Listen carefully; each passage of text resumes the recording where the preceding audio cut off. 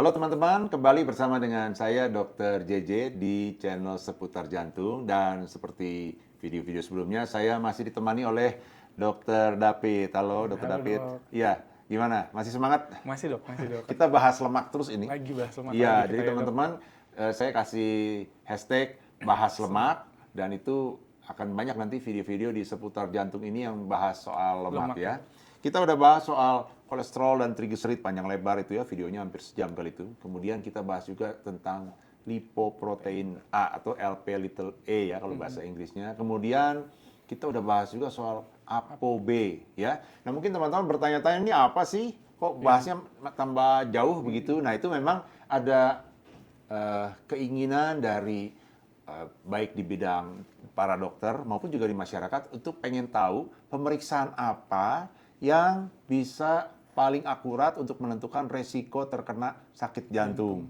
Jadi kalau yang udah biasa kita periksa itu LDL ya, tapi ada yang merasa katanya LP little a yang kita udah bahas, lipoprotein A itu yang lebih jahat. Nah, ada juga yang bilang ApoB. Nah, teman-teman itu videonya udah semua sebelum video ini ya. ApoB itu yang jahat.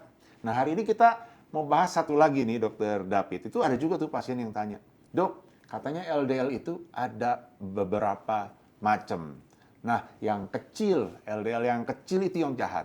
Nah, itu yang mau kita bahas ya hari ini ya. Kita namanya small dense LDL. Jadi LDL yang kecil dan lebih dense, lebih padat gitu. Nah, itu katanya lebih jahat ya. Kita bahas itu ya, Dokter David ya. Iya baik dok, setelah kemarin kita sempat bahas ada VLDL, IDL, dan LDL, ternyata LDL ada lagi variannya ya dok, small Iya, dense betul, LDL betul, ya dok. betul. Iya, Iya, iya. jadi iya. apa nih dok, apa bedanya small dense LDL ini dengan LDL biasanya? Oke, karena Dokter David sebutin itu supaya teman-teman yang udah agak lupa nih kita ingetin lagi ya. Jadi di dalam tubuh kita itu makanan yang masuk, sekali lagi ini kita masih fokus soal perlemakan, lipid sebetulnya bahasa benernya. Waktu kita makan ada kolesterol, ada trigliserid masuk ke dalam badan tuh dia tidak bisa, sekali lagi dia tidak bisa jalan sendiri di dalam aliran darah karena dia sifatnya lipid itu berminyak, dia nggak bisa larut dalam darah, jadi mesti dibawa oleh kendaraannya. Nah, di dalam tubuh kita itu kendaraannya sebetulnya ada beberapa, itu yang udah kita bahas. Ya, yang di usus, ini khusus di usus, kendaraannya namanya kilomikron. Dia bawa trigliserid sebagian besar, 90%, sedikit aja dia bawa kolesterol.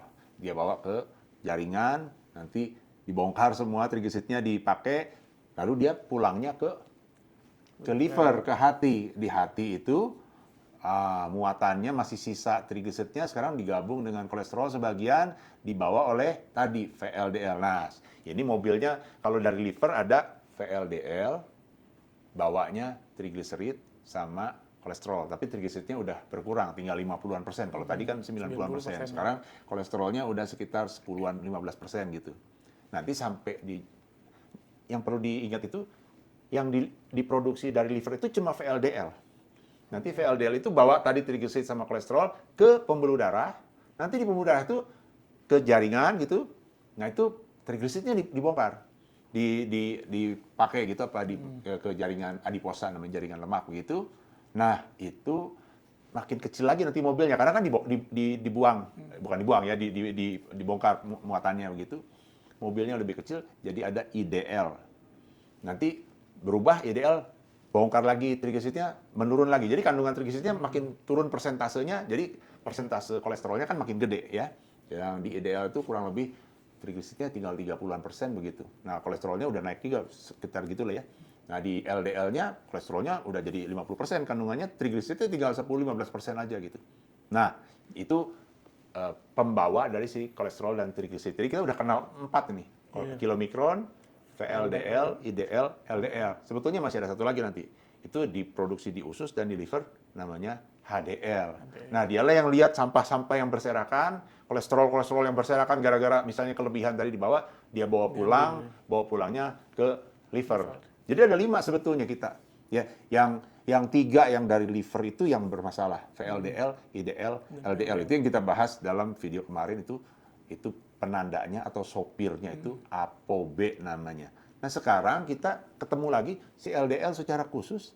Ternyata LDL itu ukuran, kalau tadi mobilnya itu ukurannya nggak satu macam. Walaupun komponennya kurang lebih sama, tapi ukurannya berbeda-beda. Ada yang kecil tapi padat. Nah, bahkan itu pertama kali ditemukan tuh mungkin sekitar tahun 1980-an. Ketemu. Itu kan mesti teknologinya kan mesti canggih. Bayangkan, Dr. David kebayang nggak ukuran LDL itu berapa kecilnya? Iya. Kebayang lah kecilnya, tapi coba bayangin itu, ukuran itu 25,5 nanometer. Nanometer itu Turunnya berapa sepersejuta. dari meter. Iya, sepersejuta itu. Oh, itu kecil banget itu ya. Sepersejuta lah kalau saya nggak salah, tapi kalau salah nanti kita koreksi. Tapi itu kecil banget lah pokoknya, ya. Bagaimana dengan mikroskop bisa membedakan yang ukurannya 25 sama kalau dia lebih kecil dikit dari itu kurang lebih 18. Kan beda tipis aja ya. Orang segitu aja nggak kelihatan gitu nih, beda tipis. Tapi pada tahun 80-an dengan teknologi yang udah nyampe, kelihatan lah ini sama-sama LDL, tapi yang satu ini lebih kecil nih, gitu. Nah, itulah yang kemudian disebut sebagai small dense LDL. Bahkan ada yang bisa bedain, yang satu cuma bedain ini besar, ini kecil. Jadi yang besar disebut large, ada itunya, ada namanya large buoyant LDL. Itu LDL yang pola atau pattern A. Yang ini yang small dense LDL, itu yang LDL yang pattern B. Jadi cuma besar sama kecil. Ada yang bedanya sampai 7.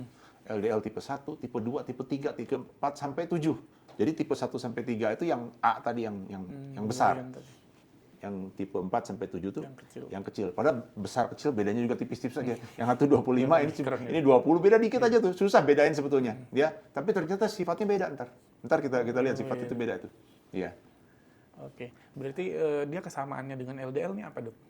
Sama persis. Sama persis sebenarnya dia dengan LDL. Sama persis, cuma beda di ukurannya sama densitasnya. Jadi kalau kita bilang LDL itu tuh jahat karena bawa kolesterol yang dibawa dari liver tadi ke jaringan, kalau dia tinggi, berlebihan, lalu akan tercecer atau nyampah di jaringan sehingga membentuk plak, ya sama kerjaannya, sama peranannya.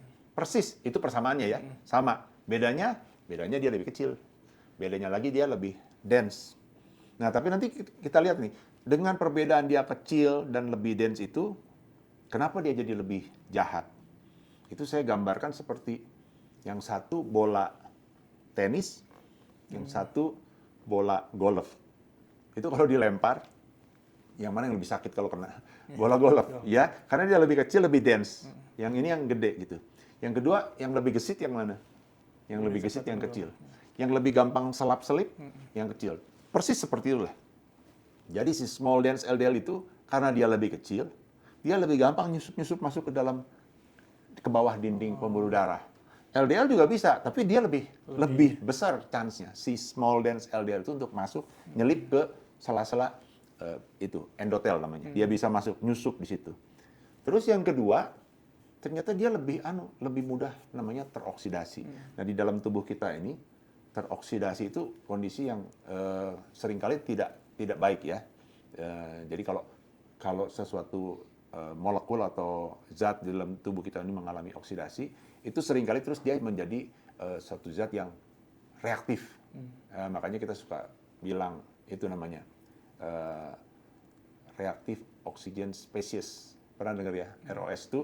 Jadi habis kena oksigen, tapi oksigennya bukan O2, dia O-nya 1 gitu. Ya gitu, jadi teroksidasi. Jadi dia tangannya satu tuh nggak megang gitu. Kalau molekul tuh mesti dua-dua tangannya pegang. Ini tangan satu tuh lepas gitu, dan dia nempel kemana-mana kalau udah teroksidasi kayak gitu tuh. Makanya perlu dikasih antioksidan supaya dia lebih stabil begitu. Nah, si small dense LDL itu lebih mudah teroksidasi daripada si LDL yang ukuran lebih gede. Yang ketiga, dia itu waktu paruh di dalam tubuh muter-muternya tuh lebih lama. Kenapa dia lebih lama? Ternyata LDL itu kalau udah muter, nanti kalau masuk balik lagi ke liver, di liver itu ada namanya di sel-sel hati itu ada reseptor. Reseptor itu kayak yang nangkep gitu. Menangkap si LDL. Jadi kalau LDL-nya lewat, ketangkeplah sama dia, udah waktunya kamu dibuang gitu. Ditangkep oleh reseptor LDL itu terus dibuang. Dibuang lewat empedu, terus terbuang lewat feses. Nah, karena dia lebih kecil, nggak ketangkep, nggak terdeteksi begitu, sehingga dia lewat. Muter lagi. Jadi dia lebih lama muter-muter di dalam tubuh. Karena lebih lama, peluang dia untuk masuk ke dalam dinding pembuluh darah itu lebih besar. Nah dari situlah si small dense LDL ini lebih jahat daripada LDL itu dari sifatnya itu gitu. Oke. Small dense LDL ini dok sejak kapan dianggap berbahaya dok? Ya tadi ditemukan tahun 80-an, 80-an habis gitu, itu mulai dalam penelitian mulai terdeteksi lah gitu, ya terbukti dalam penelitian bahwa dia ini lebih jahat nih secara independen gitu, di luar dari faktor-faktor yang udah diketahui. Cuma memang penelitian-penelitiannya sebagian besar itu penelitian epidemiologis yang bukan penelitian yang kalau secara medis kita bilang RCT ya, randomized clinical trial, atau penelitian yang uji klinis yang acak, yang random. Nah itu penelitian yang cuma observasi epidemiologi itu dilihat, rupanya kalau kandungan ini LDL nih, ternyata dari jumlah LDL yang segini nih, itu ada proporsinya. Seberapa banyak yang besar, berapa banyak yang kecil begitu. Walaupun jumlah LDL-nya sama. Nah, pada orang-orang yang porsi small dense LDL-nya banyak, walaupun jumlah LDL-nya sama.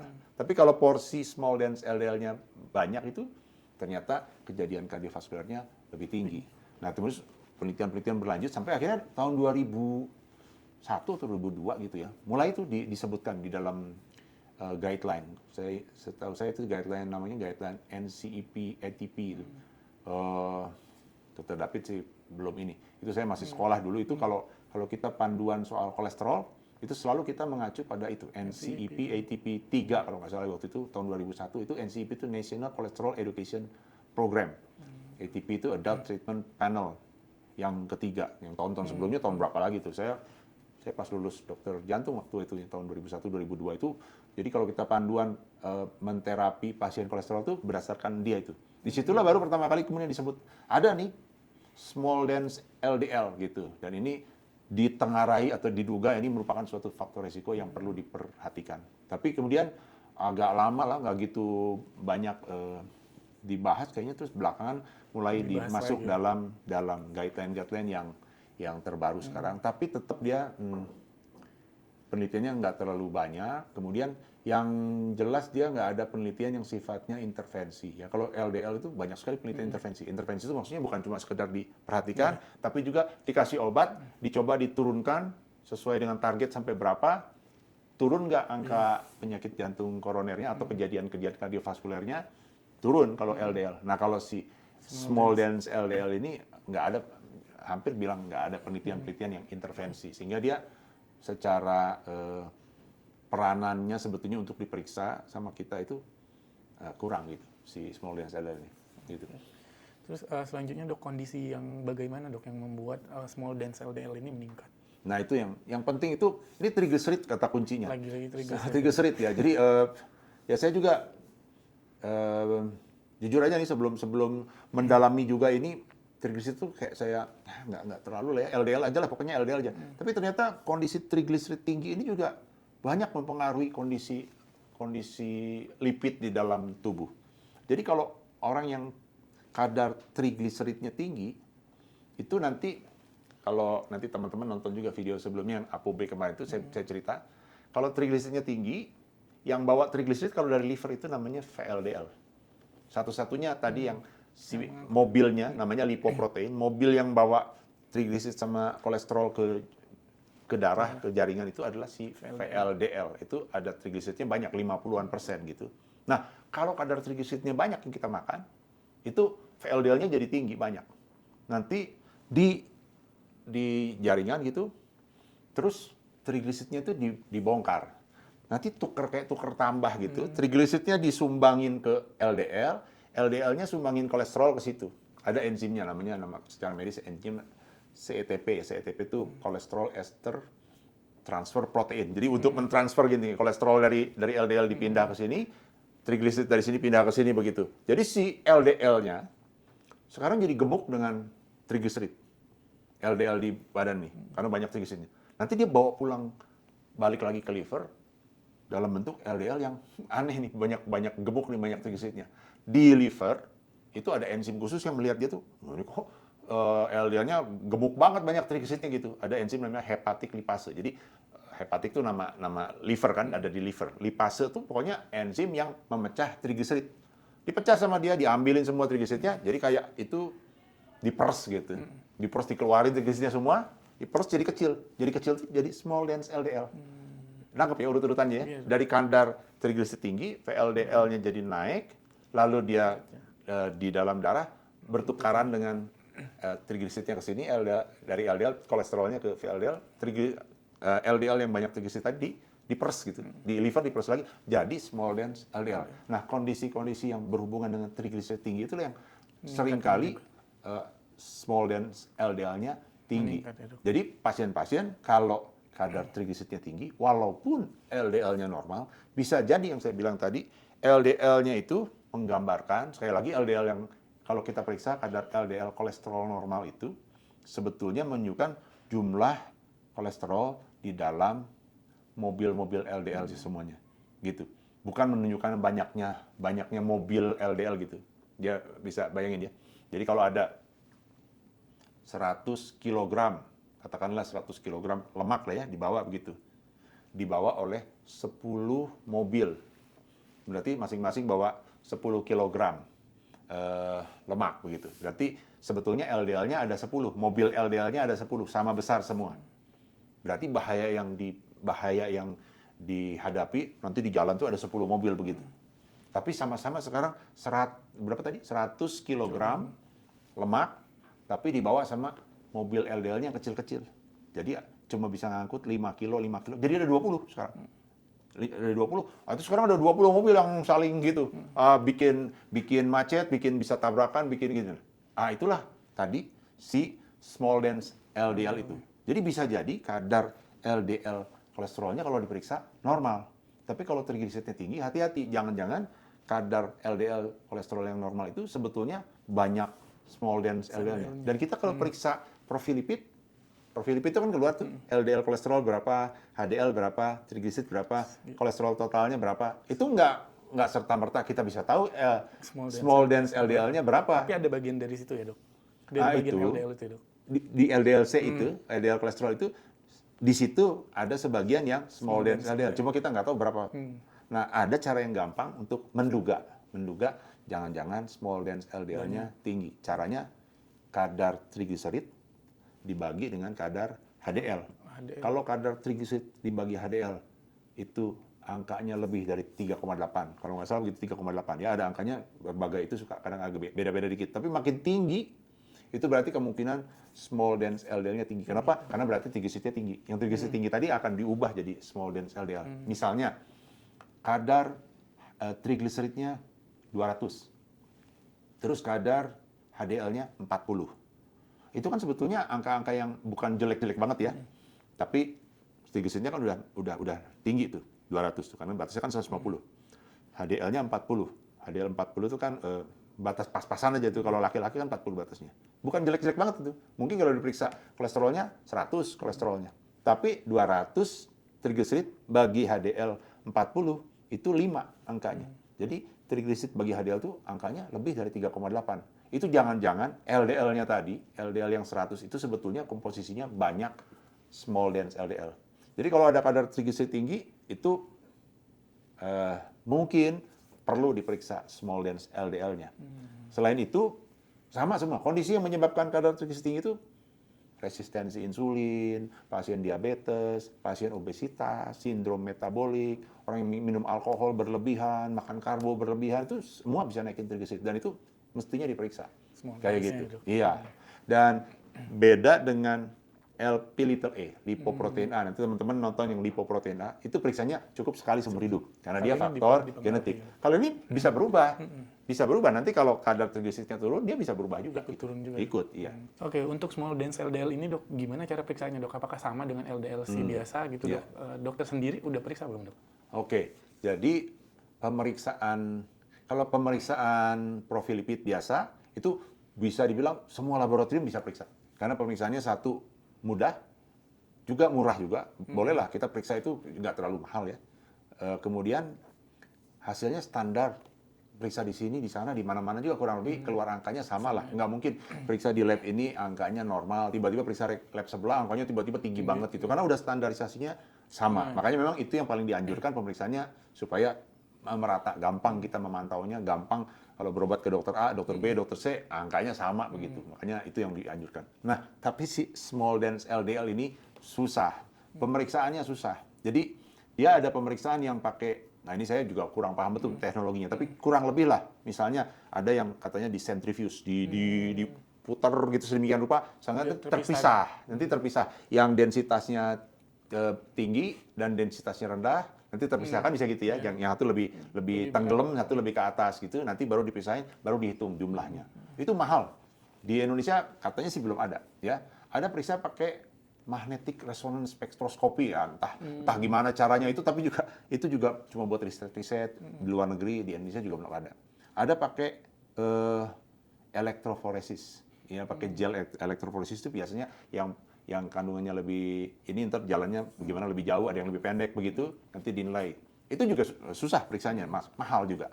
Jadi gimana cara periksanya? Sebagian besar periksanya pakai dihitung. Jadi angka profil lipidnya berapa, terus ada rumusnya dihitung, dimasukin angka ini ntar keluar angkanya berapa gitu. Sama seperti tadi yang saya bilang, kalau buat kira-kira secara kasar aja, triglycerid dibagi dengan kadar HDL. Nanti kalau angkanya lewat dari berapa, kita kira-kira kemungkinan small dense LDL-nya tinggi. Tapi kita nggak tahu persis angkanya berapa. Persisnya nggak tahu. Nah, saya juga udah diperiksa ya di rumah sakit tempat saya kerja ini, bisa diperiksa, tapi itu pakai ngitung aja. Pakai dikalkulasi aja begitu, ada rumusnya dihitung gitu. Ya, keluarnya saya normal. Tapi jadi sejalan. Kalau saya LDL saya normal, diperiksa small dense LDL saya normal, diperiksa ApoB saya juga normal. Ya, kurang lebih sejalan lah kalau kayak gitu. Kalau misal memang small LDL ini berbahaya, kenapa belum masuk jadi target terapi? Apakah pemisahan yang susah ini yang menjadi alasannya atau ada alasan lain, Dok? Ya, salah satunya tadi itu. Target terapi. Jadi kalau satu risk marker ya, petunjuk resiko ini sampai masuk di dalam satu panduan resmi internasional baik di Amerika, Eropa itu mestinya karena sudah banyak penelitiannya. Dan sebetulnya ini udah masuk tapi bukan yang utama. Kalau yang utama itu tetap LDL. LDL yang utama. Yang berikutnya mungkin kayak yang kita udah bahas kemarin, ApoB. Ada satu lagi juga yang gampang. Itu gampang banget itu. Non HDL kolesterol. Itu gampang banget itu. Itu nggak usah pakai periksa yang lain. Angka yang udah ada, kolesterol total, ya. Pokoknya selain HDL, itulah angkanya. Non HDL kolesterol itu cuma selisih 30 dari angka LDL. Itu bisa jadi risk marker namanya.